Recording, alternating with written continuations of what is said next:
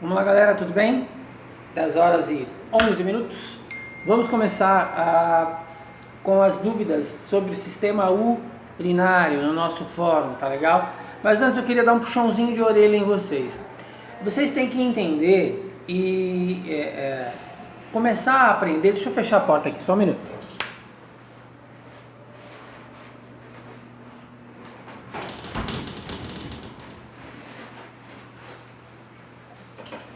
Entender e começar a aprender a controlar um pouquinho mais essa ansiedade de vocês, tá? A tranquilidade, a serenidade, o pensar para agir, o pensar para responder, evitar as reações bruscas, as reações intempestivas, as reações sem raciocinar, são uma grande virtude de um profissional da saúde, um profissional da enfermagem.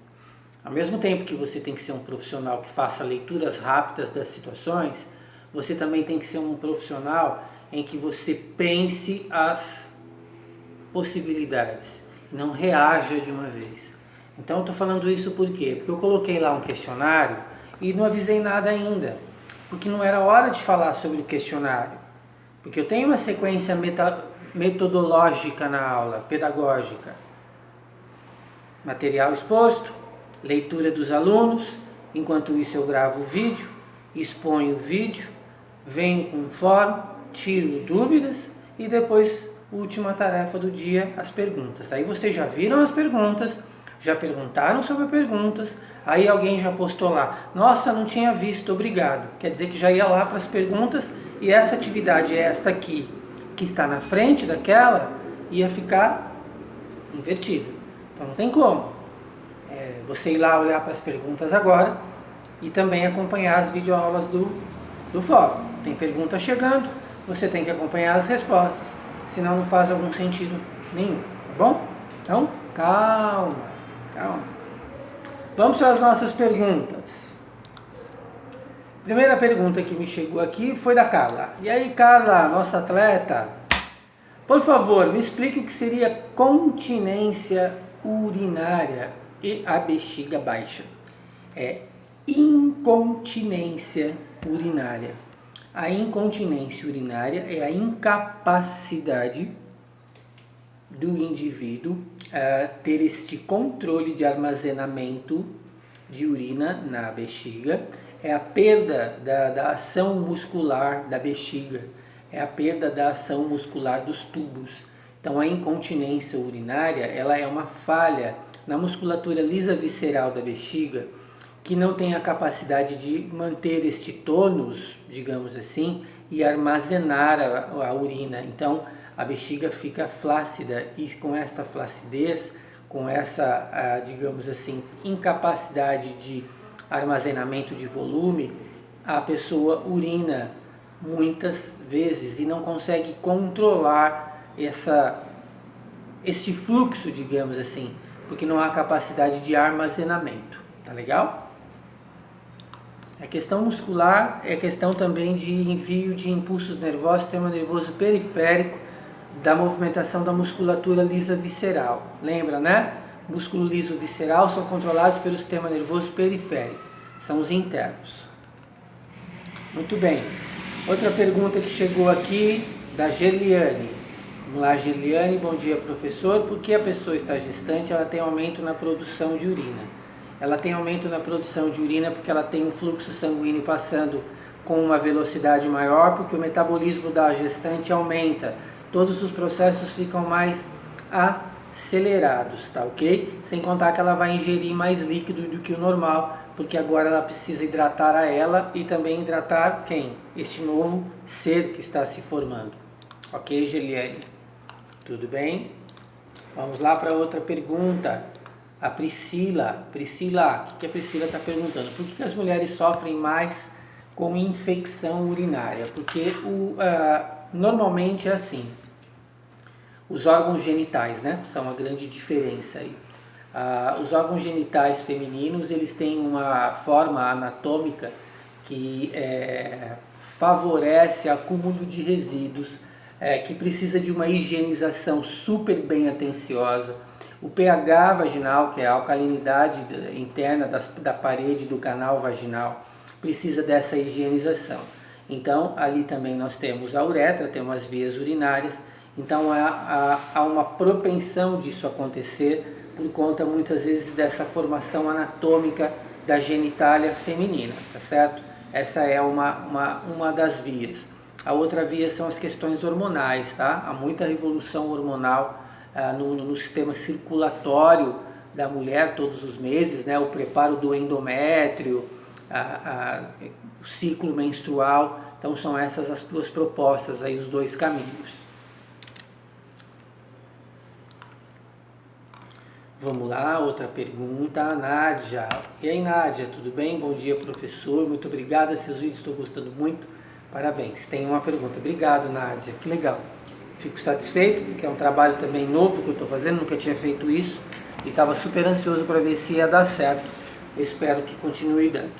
Qual é a função dos rins do sistema excretor? Sistema excretor e sistema urinário estão ali juntinhos. O que é o sistema excretor? O sistema excretor é o conjunto de sistemas no corpo que elimina, que remove.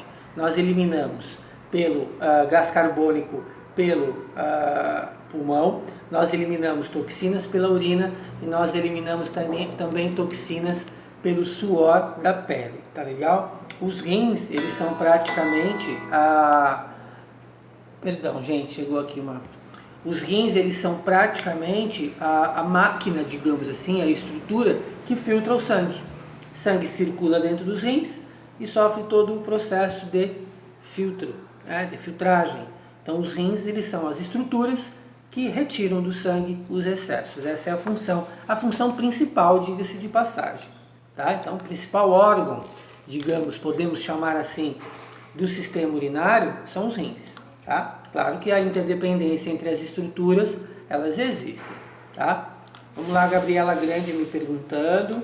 Gabriela, professor, quem faz uso de muitos medicamentos, é normal que a urina tenha um cheiro mais forte? Sim. Tá? Os medicamentos, eles são metabolizados no fígado. E todo esse processo metabólico vai para a corrente sanguínea. O excesso dessas substâncias, desses fármacos na corrente sanguínea, vai alterar com certeza tonalidade, né, e odor da urina. Tá legal? Mais uma. Amanda. Professor, tudo bem? Tudo bem, Amanda? Tudo ótimo, né? O que leva uma pessoa a ter infecções de urina constantemente? As infecções de urinas têm dois caminhos. Ou o próprio sistema urinário, ou o sangue. Tá? No sistema urinário, alguma falha renal. No sistema urinário, alguma calcificação. No sistema urinário, algum defeito morfológico dos tubos, da uretra, da bexiga, acidez interna da bexiga. Essa é uma propensão. A outra direção é que normalmente uma infecção urinária ela pode também estar ligada à composição sanguínea do indivíduo. Pode haver substâncias tóxicas em excesso nesse sangue e essas substâncias tóxicas em excesso nesse sangue vão estar sendo filtradas e a urina recebe, digamos, esse ônus, digamos assim, tá? Então, má alimentação, excesso de bebida alcoólica, alimentos ricos em conservantes. O conservante dos alimentos industrializados, eles são muito nocivos à nossa saúde. Né? Se você imaginar que um hambúrguer que você tirou da caixinha, ele foi feito há um mês atrás, imagina a quantidade de substâncias artificiais que tem ali para conservar o alimento, para ele não estragar, e ainda para conservar textura e gosto. Essas substâncias nos fazem muito mal. Tá? Então, as propensões de infecção urinária estão mais ou menos nesta direção. Tá legal?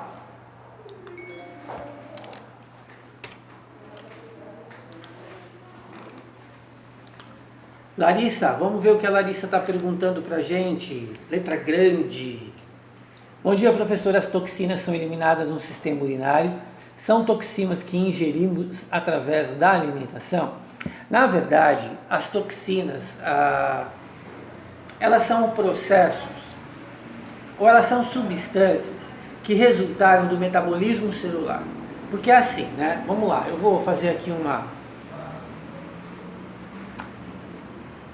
Então eu tenho a célula está lá no corpo. Dentro da célula, fora da célula. Isso aqui já é a primeira aula de fisiologia, tá? Dentro da célula, fora da célula. O capilar sanguíneo chegou aqui e o que fez? Deixou tudo aqui. Nutrientes, oxigênio, água.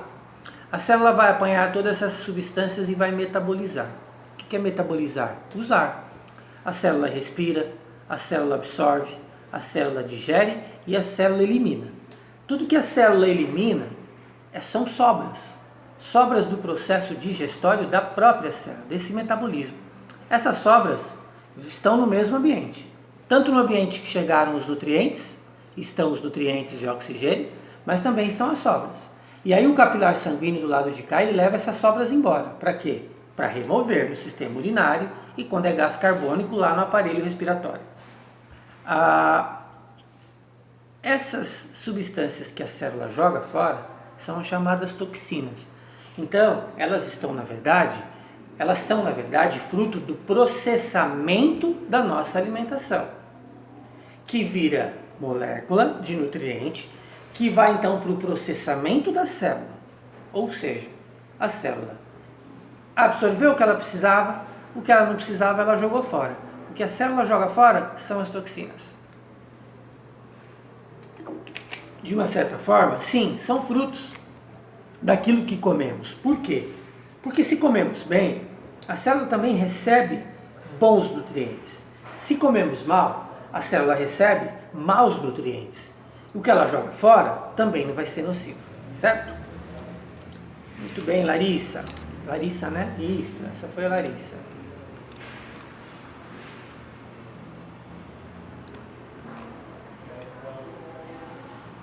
Essa foi a Gabriela Grito. Eu não lembro, gente. Amanda. Perdão, tá? Mas lá no começo eu falei o nome. Que bem. Próxima. Larissa Queiroz. As toxinas. Isso, Larissa. Falou das toxinas. Parece que repetiu aqui a sua pergunta. A próxima. Larissa de Moraes. Larissa Moraes. Professor, bom dia. Estava pesquisando um pouco mais a fundo sobre o HCG. Então a minha dúvida é como ele está ligado ao sistema urinário. Além da gravidez, existe outra forma dele acabar aumentando os seus níveis? Numa mulher grávida, quando começa a aparecer o aumento desses hormônios, os hormônios, eles são substâncias químicas, tá? As substâncias químicas chamadas de hormônios são criadas, digamos assim, produzidas pelas nossas glândulas do nosso sistema endócrino, tá legal? Qualquer substância química que está dentro da corrente sanguínea precisa sempre estar em equilíbrio. Os hormônios são positivos? Sim, os hormônios são substâncias que quando entram na corrente sanguínea são para promover algumas funções, são para promover alguns episódios homeostáticos da fisiologia do organismo.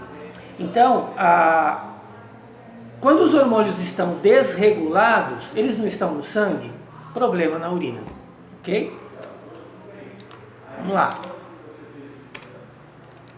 Ok. Próxima pergunta aqui. A Adriana Oliveira. Peraí, Adriana. Só um minutinho. Eu preciso responder aqui um e-mail.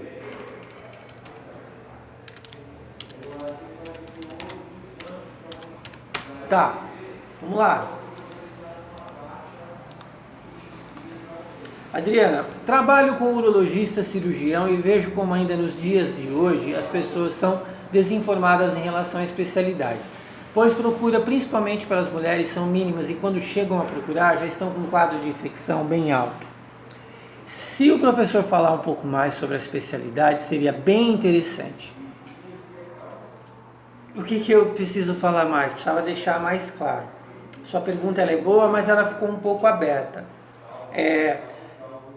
Vamos lá, as informações sobre a própria saúde do corpo, elas começam onde? Para nós. Elas começam onde? Elas começam na escola, tá?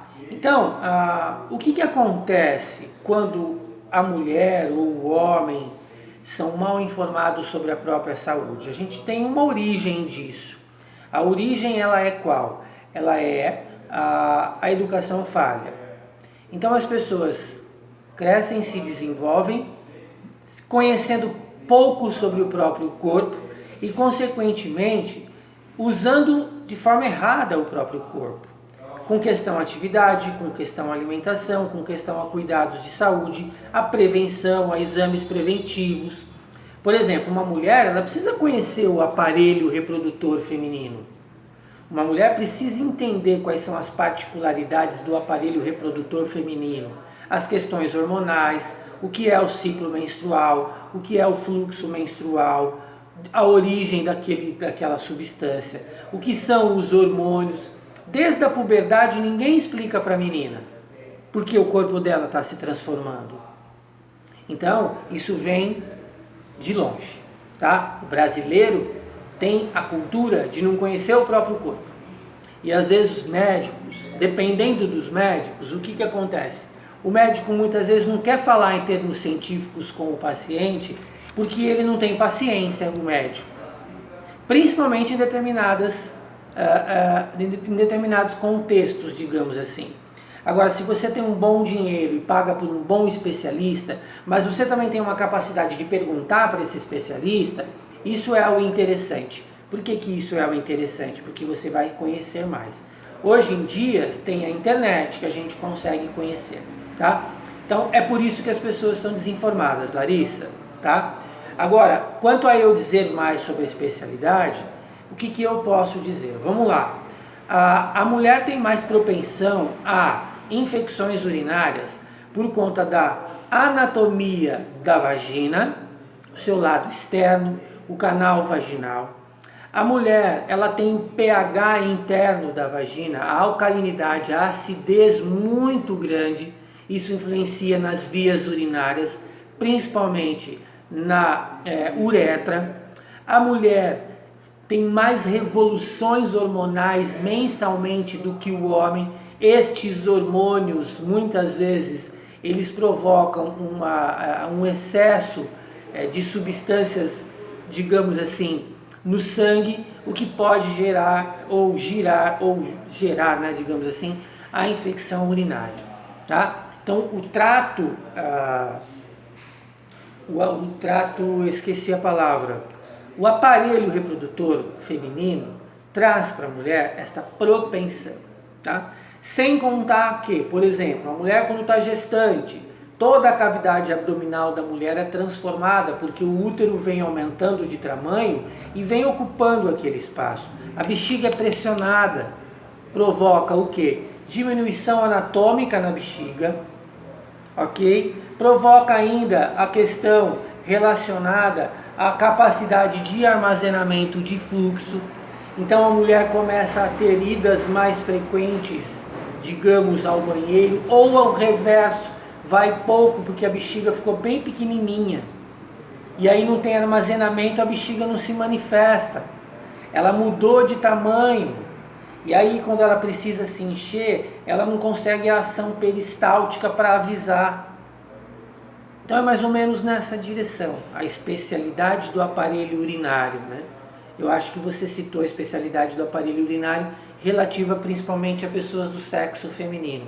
Então, processo gestacional, fluxo menstrual, a anatomia da genitália feminina, a vagina, que tem propensão à invasão de agentes bacterianos, a alcalinidade da vagina, que tem uma propensão a gerar essa questão tecidual, que está próximo da uretra, a acidez que está próxima da uretra. São as possibilidades. Tá legal? Primeiro vídeo respostas eu vou já passar para vocês.